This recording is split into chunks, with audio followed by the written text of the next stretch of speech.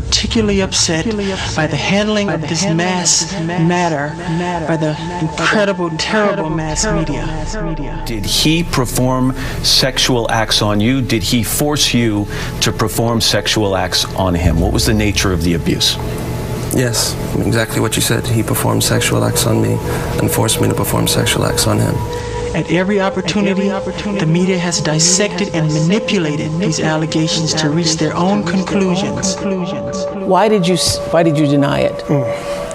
Because that felt like a great opportunity to say, well, yeah, some of the same things have happened to me. I did not testify out of thinking I was doing something good or knowing that what he did was bad. I was afraid of being caught. I ask all of you to wait and hear the truth before you label or condemn me. Don't treat me like a criminal, because I am innocent. You know, oral sex, full penetration, anal stuff. It seemed like he liked it, that Michael liked it, so I wanted to like it. You can hear like the infatuation and how much I was attracted to him, and then also his like really his attraction to you, sort of like making you feel special. I know that you're afraid. You're afraid of us. I don't know the future. I didn't come here to tell you how this is going to end. I came here to tell you how it's going to begin. The Neverland boy rumors, the surgery stuff, the being in his business, calling him a weirdo, and he couldn't do anything. He was a man that was full of joy, but he gave the joy to the world.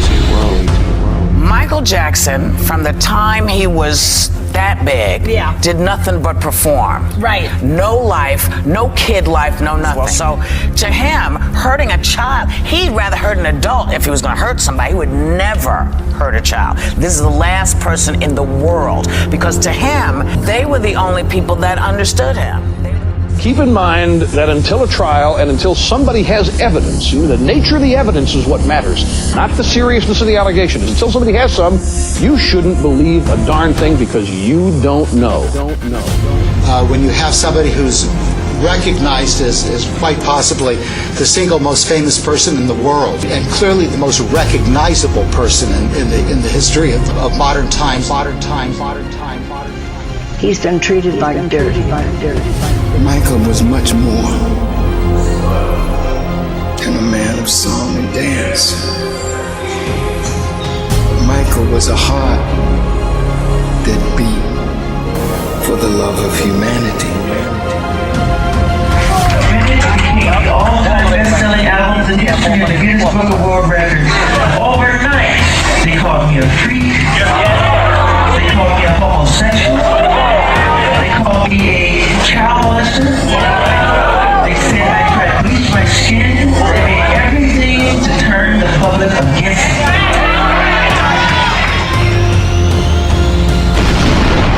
All complete conspiracy. You have to know that. Wade Robson was my first witness in Michael Jackson's criminal trial. And I had to think long and hard about whether we even needed to put on a defense case, because the cross-examination of prosecution witnesses went very well. But I decided to put on a case, and when you do that, you want to start strong and you want to end strong. I started with one of my strongest witnesses for Michael Jackson, Wade Robson. He was adamant that he had never been touched, never been molested, never been abused, directly or indirectly. I called his mother and sister as witnesses to corroborate what he said, because they traveled on these tours too. You know, I've slept in the same bed as Michael. It's just you watch cartoons, you fall asleep. You know, it's just a friendship. And I know he would never do anything to hurt my brother. He's the nicest guy you've ever met. I've been there when these kids have been in Michael's room. I've been there with them. It's just party time. They watch videos, they eat junk food, they play video games. There's nothing more to it than that. And to have him suddenly reverse course so radically years after Michael Jackson has passed away and can't speak up for himself is outrageous. But Wade Robson did swear under oath. Wade Robson, I put him on as my witness, and he was subjected to a withering cross-examination by prosecutor Ron Zonen from the Santa Barbara District Attorney's Office. I mean, Ron went after him, and Ron's a good prosecutor. He would not waver. He was adamant he was never touched. So to suddenly come back years later and say we want millions of dollars, we were brainwashed, we had repressed memory, we didn't face the facts, we didn't deal with reality, I just find very, very suspicious. Jackson family points out to us that your story's changed after Michael's death, is what they're saying. They also believe that if he were still alive, you all would not be sitting here talking to us right now. There would be no movie, there would be no documentary, you would not be talking. What do you say to that? And he can't defend himself, of course, because he's no longer here. Right. This isn't the other kids have come forward when he was alive. Meanwhile, CBS obtained a secretly taped phone conversation allegedly between the father of the boy who accused Jackson of sexual abuse and the boy's stepfather. Listen to this. This man is going to be humiliated beyond belief. He will not believe it. He will not believe what's going to happen.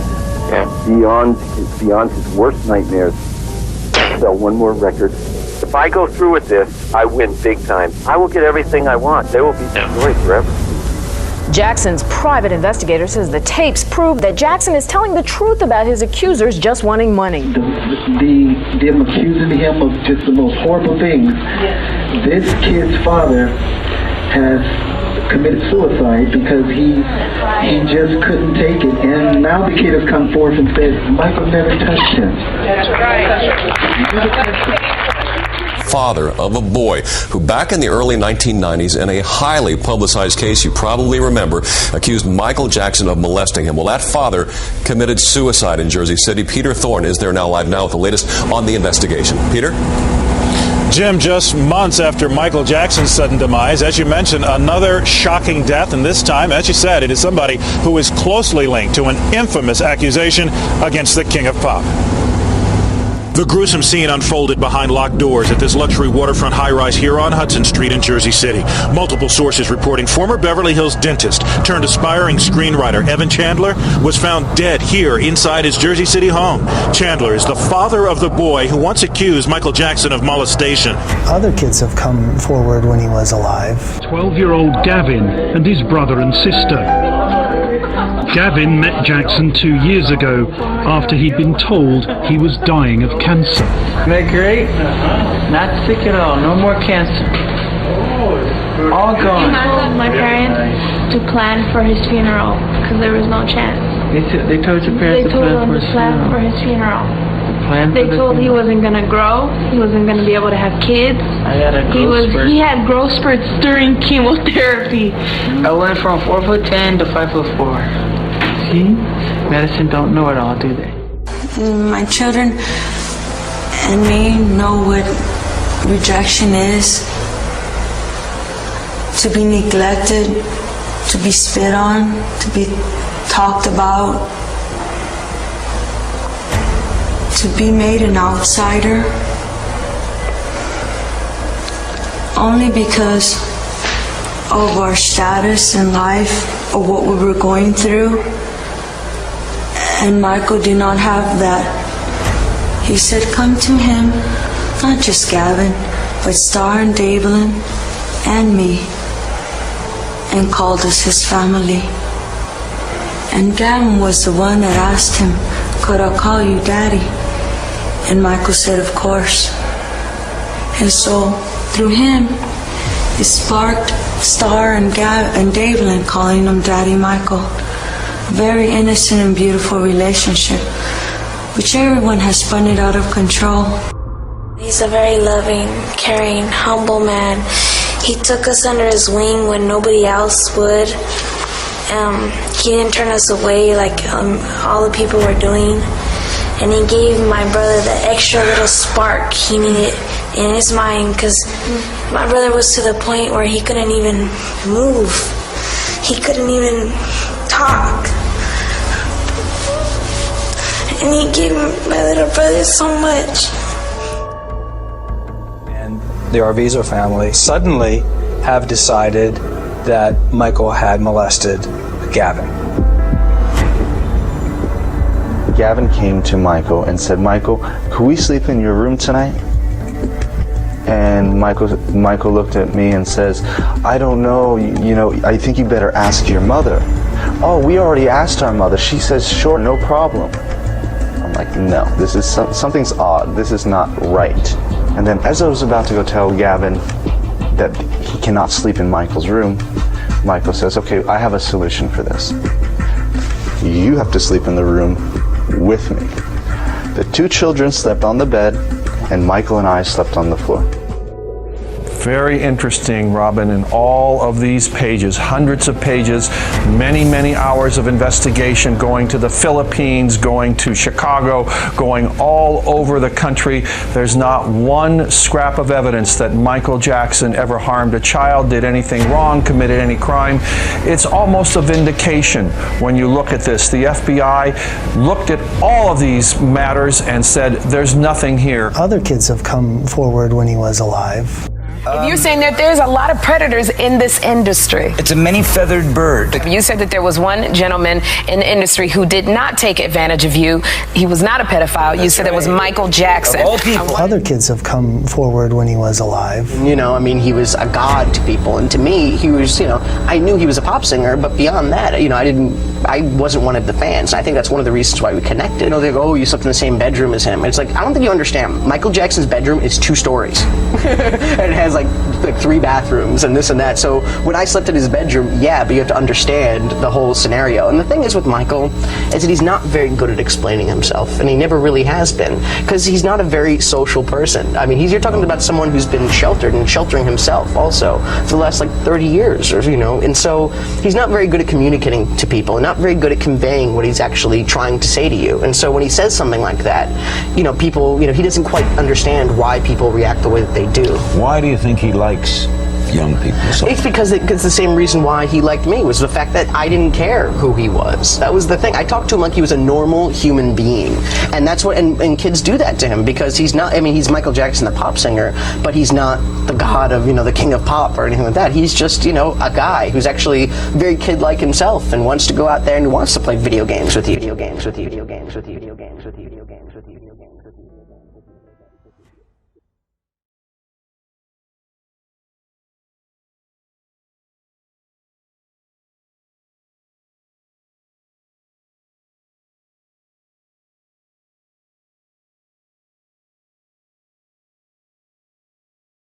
But they're saying you two in particular would not be coming out because your stories have changed. You defended him, and now you're telling a different story. And that if you were alive, you would not be doing that.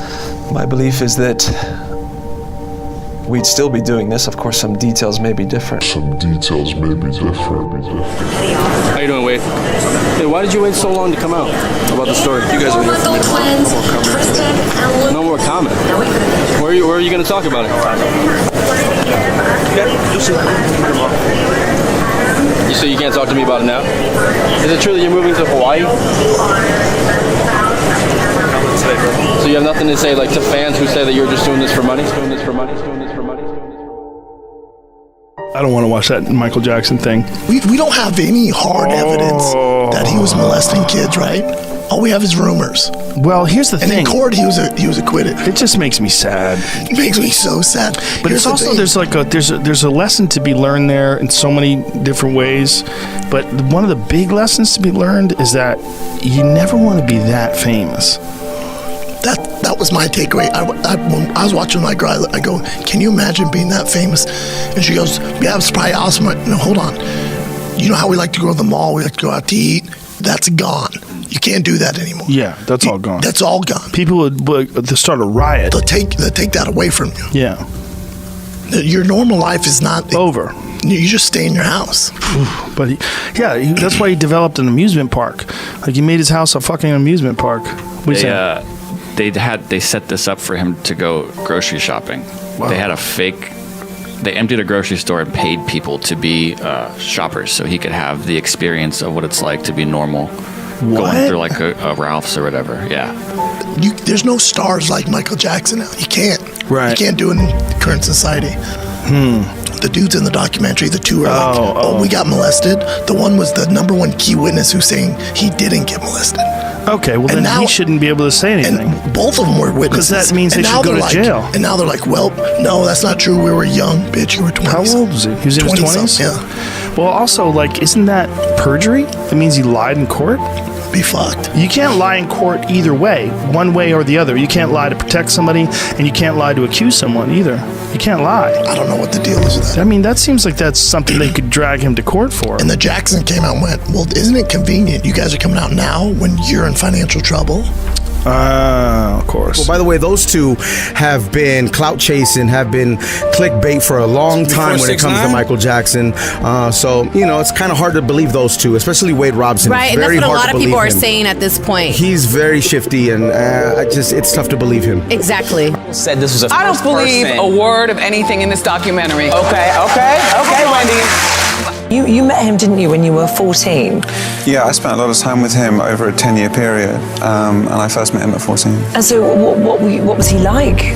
Well, he was extremely humble, very sweet, very funny, very, very sincere, and just had a very, very gentle, kind energy about him. I spent a lot of time at Neverland. He invited me to Neverland. When you hear these ridiculous claims that Neverland was supposed to be some kind of place to lure people in, it's just outrageous. I've seen it for myself. And, you know, the second time I went, you know, I actually, I really broke down and cried because I saw all the beautiful things he was doing for, you know, underprivileged people, children, folks of all ages, and it just really broke my heart that, you know, we live in a world where someone who has nothing but kindness and goodwill to offer can be so deliberately misinterpreted and made out to be a monster. And I thought, you know what, this will never get exposed. Can you understand why people might see it as a strange thing to do as a grown man, to invite sort of younger children to come over and stay?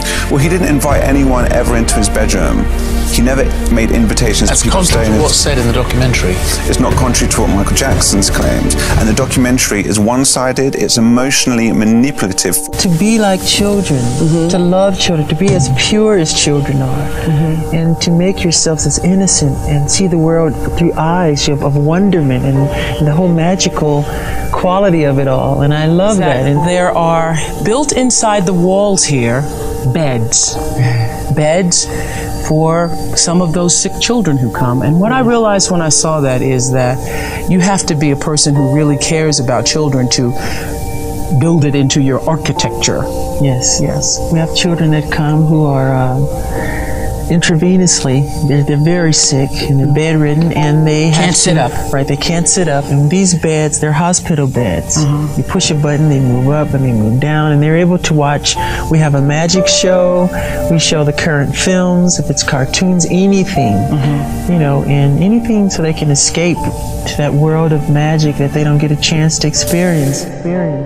With Michael, there was a genuine naivety and innocence about Michael, which it's very hard to explain. But did you ever talk to him about that and say, look, this kind of naivety and wanting to be around children, you know, Neverland, which is like never growing up. Did you ever say to him how easily this could be misconstrued when you're a grown he didn't get that. He just didn't understand what, you know, in today's society, it is not really acceptable to behave in the manner that he did, having But as his friend, would you not try and make him see that?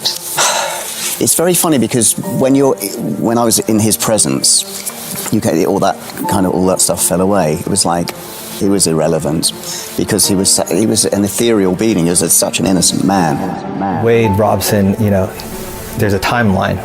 Wade Robson, first of all, he's doing tributes, he's doing all this stuff once my uncle passed, basically. He goes to the memorial, he dances with Janet for the VMAs. He calls So You Think You Can Dance within 24 hours of my uncle passing, pitching a tribute show. You know, this is stuff that's not out there, but Wade was up for the Circle A job, you know, as director, lead choreographer. It was up to the estate to approve him, and they didn't approve him. And so he ended up starting to write a book, a tell-all book about being sexually abused that he hid from everyone, but that he started trying to get a publisher for and try to get paid for. And when no publisher would pick it up, that's all of a sudden when he comes out publicly with this abuse claim. But Wade and James are not making any money off this documentary. Well, that's one of the biggest lies, because they have an appeal right now in court for hundreds of millions of dollars against the estate. So they say they're not making any money, but if this works to their advantage, they have a very good possibility of bringing up that appeal case. And you believe that both Wade and James, because you've said that Wade has this history and you've picked holes in his story, but why James? What does James want from this? Well, they both have the same lawyer. First of all, James discovered that he was abused after seeing Wade on Matt Lauer. So, and then he hired the same lawyer. So for me, it's a piggyback situation. The reason I've attacked Wade more is because I know Wade. You know, I don't feel comfortable attacking someone that I don't know. He dated your cousin, was it? He dated my cousin for over 7 years. And it's really interesting because they left that out of the story. And he dated her during the time period that supposedly he's getting molested by my Uncle Michael, which I think is ridiculous, especially since my Uncle Michael was the one that basically brought them together. And so it throws off the whole narrative, you know, of Michael Jackson wanting him only for him, or Michael Jackson taught him to hate women. Well, he introduced him to Brandy. He basically set them up. How did you feel when you heard that a boy was alleging that Michael had abused him? I was shocked too, and I think it's sick, because I know Michael well enough that he wouldn't do anything like that. I know that for a fact. Then he asked the whole family to come back to the ranch, his place that night, Neverland, and we ended up staying there for like a week. That must be every kid's dream. I mean, my dream would have been to go there too. Yeah, I mean, it's Disneyland. You know, his house or shop was just the best thing in the world. One of the things I noticed about you, and this goes back to why I said you were a stand-up guy, we covered the trial, and you were one of the few people to stick up for him. Why do you think that was, and why was it important for you to stick up for him? Because he's always been a friend to me. That's what you do for friends, you tell the truth. Man. What are you doing now besides raising your child that you now have? Yeah, things have changed since then, raising a boy. But I'm starting on Cirque du Soleil Michael Jackson show. So it's, you know, the equivalent of the Beatles Love show that they have, or the Elvis show, but for Michael, which is, you know, exciting and terrifying all at the same time, because it's such a huge responsibility. But that was why I took it on. You know, Michael was such a huge part of my career and life. We were friends for 20 years before he passed, since I was 7. So it's an opportunity for me to give back a little bit to his legacy. It's such a big part of his legacy, and to make sure as much as I can that it's done right and that it really represents his essence. And Mr. Robson has adamantly denied under oath and in numerous interviews over the past 20 years that Michael Jackson ever did anything inappropriate to him. Now he wants us to believe that he committed perjury at least twice and has been lying to anyone and everyone about Mr. Jackson since the early 1990s so he can file a claim for money. Mr. Robson's transparent lawsuit comes nearly 4 years after Michael passed. His claim is outrageous and sad. Jermaine Jackson, Michael's brother, said Wade Robson is full of, and then used an expletive. What's your response? I understand completely how hard it is to understand this. That being said, if you're going to be accused, you're going to say you defended Michael Jackson while he was alive because he was good for your career, and now that he's gone, there's an opportunity here to sue his estate. He can't defend himself and get money. Why didn't you go to the lawyers and do this quietly and try to settle make some kind of a deal? Right. I understand how confusing it is to understand, you know, how hard it is to understand. I get that. But all it takes is a little bit of education into child sexual abuse and realizing how unfortunately typical my scenario is. The trauma and the psychological effects of child sexual abuse last for so long. You know, I had no understanding of this until up to just over a year ago, and I'm just at the beginning of my healing process. I'm sure I'll be dealing with this for the rest of my life.